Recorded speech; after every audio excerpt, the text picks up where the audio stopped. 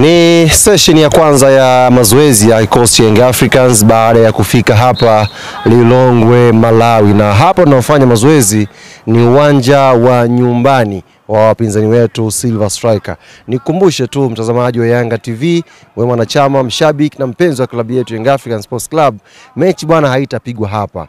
Mechi itapigwa kwenye uwanja wa taifa wa Bingu. Kwa hiyo hapa tunafanya mazoezi na kesho ni siku ya mwisho ambayo ni official training tutafanyia kwenye uwanja wa mechi pale Bingu. Kwa muda huu naungana na mkuu wa msafara kwa upande wa Young Africans Sports Club, mjumbe wa kamati ya utendaji Alex Ngai, kutueleza safari, kutueleza mipango ilivyo siku ya leo na siku ya kesho na nini sisi wana Yanga utarajie kwenye mchezo huu. Mheshimiwa Ngai, habari yako bwana? Salama ndugu. Mambo uko vizuri? Alhamdulillah. Malawi imekupenda? Malawi pazuri. Tumefikia sehemu moja nzuri sana. Naona kuna utulivu wa kutosha. Kwa kweli tunamshukuru Mungu, tuko salama. Tumefika, tumepumzika kidogo, tumekuja kwenye mazoezi ya kwanza. Hii inaonyesha utayari kiasi gani ambao uongozi mmeuweka kwa timu kuhakikisha pale matokeo mazuri siku ya Jumamosi? Cha kwanza tunamshukuru Mwenyezi Mungu, tumefika Malawi salama. Kingine nadhani kama viongozi tumejitahidi sana kwa kufanya maandalizi ya kutosha. Sasa kilichobakia nadhani ni upande wa benchi la ufundi pamoja na wachezaji kuweza kufanya homework yao vizuri ili tuweze kupata matokeo kwenye mechi inayofuata. Leo ni nadhani session ya kwanza ya mazoezi, kesho tutafanya mazoezi kwenye uwanja ambao tutakaochezea mechi. Kwa hiyo naamini mambo yanaenda vizuri mpaka dakika hii, hakuna tatizo lolote. Baadhi ya wachezaji ambao walikuwa kwenye majukumu yao ya nchi zao kwenye mechi za kimataifa nao naona wanaingia jioni. Kwa hiyo tuzidi kuombeana kwa watu walioko nyumbani kuelekea mechi hiyo ambayo tutacheza kesho kutwa. Tuliposhuka pale airport tumeona umati wa mashabiki wa Yanga ambao ni wa Malawi wamekuja kuipokea timu.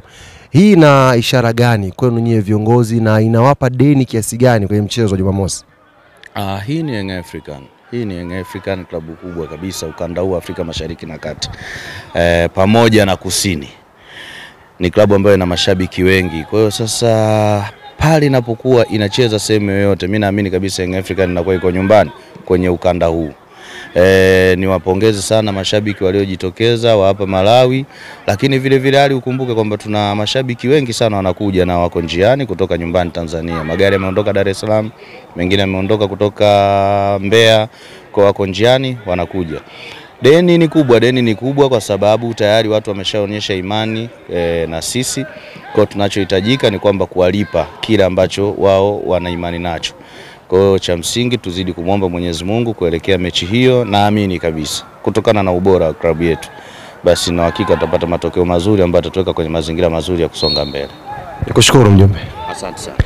Bana, ni mjumbe wa kamati tendaji Young Africans ametudokeza machache kuhusu program ya timu baada ya kuwasili, mapokezi yalivyokuwa, na amegusia pia msafara mashabiki ambao wanatoka Tanzania kwa njia ya mabasi wanakuja hapa Lilongwe, Malawi. Kubwa ambalo amelisema ambalo pengine limeweza kuacha maswali kwako ni wachezaji ambao walikuwa kwenye national team wanaingia jioni ya leo. Wachezaji hao ni Prince Mpumelelo Dube ambaye tuko naye hapa, Profesa Pacome Zouzoua na Duke Oga Abuya. Hawa wanaingia usiku wa leo na kesho kwenye session ya mwisho tutakuwa tuna program nao.